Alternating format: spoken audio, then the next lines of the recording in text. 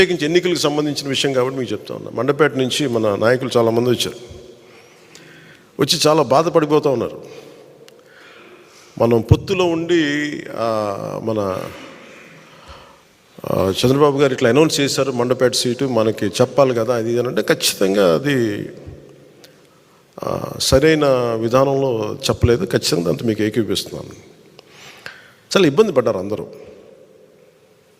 మనకి మండపేట లాంటి నియోజకవర్గంలో పోయినసారే ఒక 18% ఓటు ఉంది. అది ఈ రోజున చాలా బలమైనటువంటి అబౌవ్ 23-28 ఎగ్జాక్ట్ చెప్పండి 28 దాదాపు 26 నుంచి 27 ఒక 10% పెరిగింది పోయిన దానికి ఈసారికి. నేనేం చెప్పానంటే వాళ్ళందరికీ, నేను కేవలం ఒక నియోజకవర్గాన్ని దృష్టిలో పెట్టుకొని మాట్లాడితే నేను నియోజకవర్గపు సంబంధించిన నాయకుడిని అవుతాను. నేను బర్డ్ ఐ వ్యూ అంటే అది విహంగ వీక్షణ ఉంటుందా, లేదంటే బర్డ్ ఐ వ్యూ. ఆ బర్డ్ ఐ వ్యూ నుంచి చూస్తే తప్ప నేను రాష్ట్రాన్ని సంపూర్ణంగా చూడాలి. దాంట్లో భాగంగా ఒకసారి కొన్నిపాటి ఏరియాలో ఇబ్బంది కలగచ్చేమో. పొత్తు ధర్మం ప్రకారం అలా అనౌన్స్ చేయకుండా ఉండాల్సింది. నేను దానికి క్షమాపణలు చెప్తున్నాను. ఖచ్చితంగా నెక్స్ట్ మీటింగ్లో దాని మీద వివరణ ఇచ్చి దాన్ని ఎలా సరిదిద్దాలో సరిదిద్దుతాం అని ఒక మాట ఇచ్చి పంపించాను. అలాగే వాళ్ళు అన్నది కూడా ఏంటంటే మన నాయకులు కూడా ఇప్పటికీ 2 సీట్లు అనౌన్స్ చేశారు, మరి ఇది పొత్తు ధర్మమేనా నన్ను అడిగితే అట్లా కొన్ని ప్రత్యేక పరిస్థితులు ఉంటాయి, వాళ్ళు కూడా మనం అర్థం చేసుకోవాలి కదా.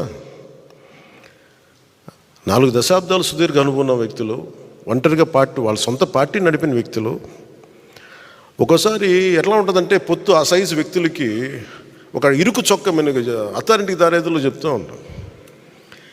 ఒక బలమైన వ్యక్తికి సరిపోయిన కోటేస్తే కొంచెం ఇరుగ్గా ఉంటుంది కదా, టైట్గా ఉంటుంది. అలాగే ఒకసారి పొత్తు ఆ స్థాయి నాయకులకి చాలా ఇబ్బందిగా ఉంటుంది ఒక్కోసారి.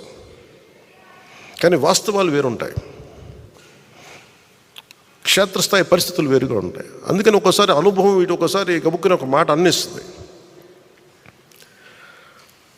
లోకేష్ గారు ఆ రోజు మా నాన్నగారు ముఖ్యమంత్రి ఎన్ని అన్నా కానీ ఇవన్నీ నేను ఎందుకు దాన్ని పెద్ద మనసుతో వదిలేస్తానంటే, ఒక పార్టీని 3 దశాబ్దాలు నడిపి 3 సార్లు ముఖ్యమంత్రులుగా ఉండి అలాంటి కుటుంబం నుంచి వచ్చిన వ్యక్తులు సహజంగా గబుక్కుని ఒక మాట వచ్చేస్తుంది.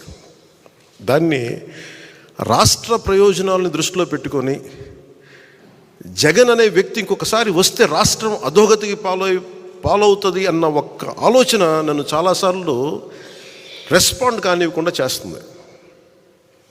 వాళ్ళు అలా మాట్లాడారు కదా, మీరు ఇలా మాట్లాడచ్చు కదా అంటే అదే కదా తేడా అని చెప్తాను నేను.